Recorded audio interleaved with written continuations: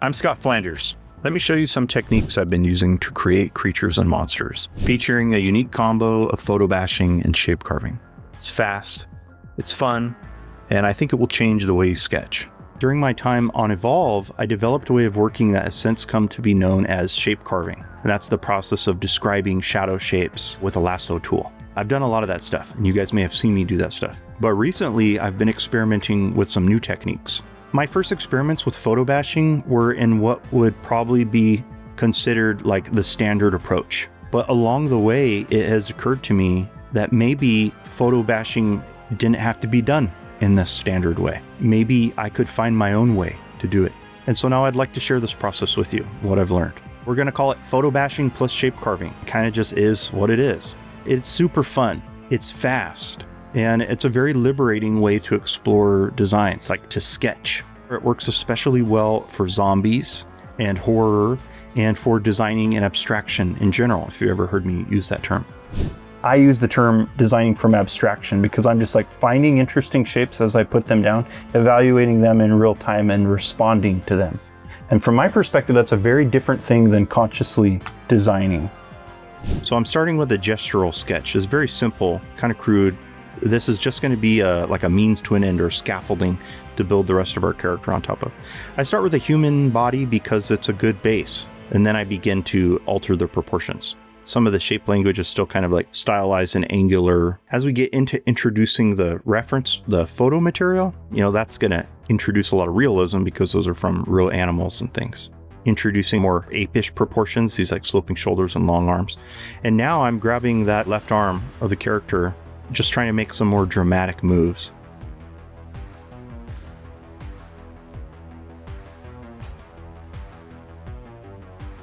Adding some talons, just trying to like remove some of that explicitly human quality of the character. Big claws. Sometimes I draw with lasso tool and sometimes I just draw with a paintbrush. It's just kind of depends on how I'm feeling, There's different qualities I get from each. You'll notice a lot of proportion adjustments. That's going to go on throughout the whole tutorial. I very rarely hit my final proportions in my first attempts. Very, very rarely. Maybe some artists do, but I do not. But I'm always adjusting as I go. Now I'm giving this a fill. I'm basically turning it into a silhouette. Yeah, so I just convert it into a mid-tone silhouette. Then I set it to pixel lock, and now we're doing shape carving. I go in with my lasso tool, and I'm describing shadow shapes. Now, not just shadows, not just cast shadows. Part of the key to understanding what's going on in my mind when I'm doing this stuff is understanding the following. Shape carving isn't just shadows, it's a combination of three elements that I group together. Cast shadows, occlusion shadows, or contact shadows, you may hear it called, and then finally, dark local values. Those three elements, I treat them all the same. For example, here, you're seeing the cast shadows under the big projecting rib cage, for example, or like at the wrist where the forearm projects out over the wrist. The occlusion shadows or contact shadows, those might be like those wrinkles or creases where the arm connects to the chest, to the pecs. You get those kind of sagging wrinkles right there. And then the dark local value might be like the talons on this creature. And you see there's a bit of like a highlight, specular highlight on the talons, but they're dark. They're actually like a dark material. That's pretty key to keep in mind. There's a lot more to discuss here, but that's the key idea. Okay, again, more adjusting of proportions. Now, this is just my base. I just needed something to do the photobashing on top of. And I wanted this kind of asymmetrical, big arm sort of dude, like Hellboy. If you guys have ever worked with me before, I'm a giant fan of Mike Mignola. Okay, but here we go. Now we're getting into this is the part you guys are probably most interested in, which is like, how the heck are you doing the photobashing part? And I'm using the select subject tool to isolate it from the background image. And watch, look how it grabs part of the forearm. Like I don't need all that. But it made it a little easier to get the head out of the selection. Look, I hold down shift and got more of the ear. Control C, Control V to isolate it from that image. And then I'm going through that process, that second process, where I duplicated the monkey head using the threshold adjustment layer, get the values where I want them, flatten it down, set it to multiply, then take the layer beneath, set it to pixel lock, and I'm just going to hit it with this mid-tone gray. Watch. And I go over this process in more detail in my course at proko.com/monsterbash. Adjust the scale. Okay, that's pretty cool. Like right off the bat, I got a good feeling from that. Like put that chimp head on there and I'm like, all right, we're in business. And now I'm going to another focal point, a little bit more of a thematic focal point, with this big piece of industrial, I think it's like a jet engine or something that I'm going to bring in here. So I take that image, I'm converting it into the grayscale, duplicate it. I need to bring the values in line. So I use that magic wand tool to select all the darks. Then I use my eyedropper to select the dark value from my chimp. And then I went and painted that dark back into the jet engine part. I'm adjusting the scale. Now, again, I don't really have a clear plan, but I know I just want some kind of big, giant, industrial fist arm looking thing. I'm adjusting some of those proportions on the mutant arm, and I'm just kind of going. I'm not overthinking this. Maybe you can tell. What I want is greeble. Yeah, I don't know if you're familiar with that term. It's like something I learned from like watching behind the scenes videos about making of the Star Wars films, the original ones.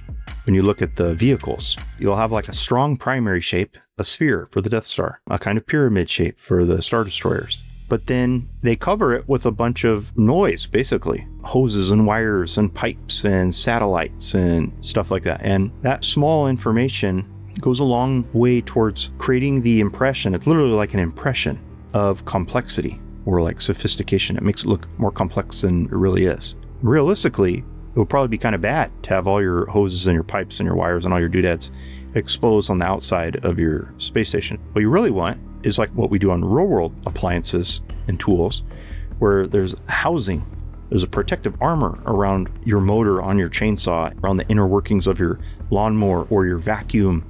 So usually what I'm trying to do is like create some kind of combo of the two, at least when I'm doing robots, or some amount of exposure of the inner workings because it helps create a certain kind of impression for the mind, but then also a certain amount of that housing or armor, which makes the thing feel a bit more functional or powerful. In this case, I'm going to leave a lot of it exposed because to my mind, that makes it feel more like it came out of a DIY garage, like a mad scientist's lab. It's something that is a prototype, this creature or creation, like a new version of Island of Dr. Moreau. I'm grabbing the ape arm now. I like all those wrinkles, those like striations or those folds in the skin around the elbow. Again, converting it into a two-tone image. And I'm remembering here to save my file. Don't forget, everybody. There we go. Those are focal points. Monkey head, engine fist. That's what I'm calling it, engine fist. Okay, just in terms of like getting something up and running, just those two elements right there go a long way towards creating a kind of identity for this character. You know, if you're just really working fast and you were going to do a number of different variations, you could hypothetically stop with something like there in your sketch phase. I go further because I like to. Now you guys get to look at sexy, oily bodybuilders. What I want is this arm. You select subject, isolate the photo, grab the arm out with lasso tool. I bring that arm down and I'm converting it into the two-tone image using threshold. Set it to multiply. Take the layer beneath, hit it with the mid-tone value, collapse them, adjust my darks to match the rest of my image. And now we're talking like this. I'm like, yeah, that, like literally right here, something happens like in my mind. Like I get rid of the other hand. I realize like this is what's fun about designing from abstraction. I'm kind of just finding the design as I go, which isn't appropriate for everything. Can't just like find and make up some on every project.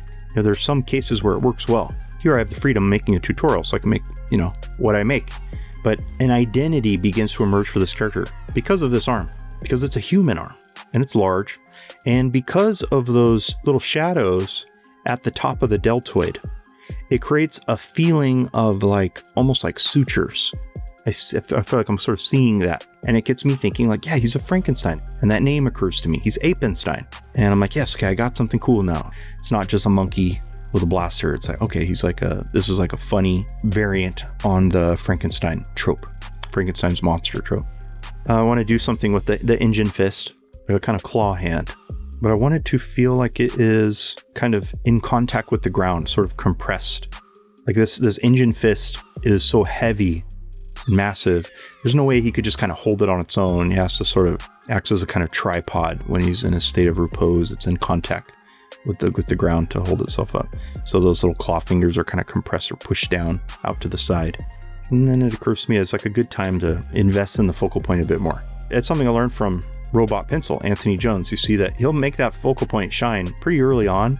And then almost like no matter when he stops in the process, it'll still look good because you have the focal point.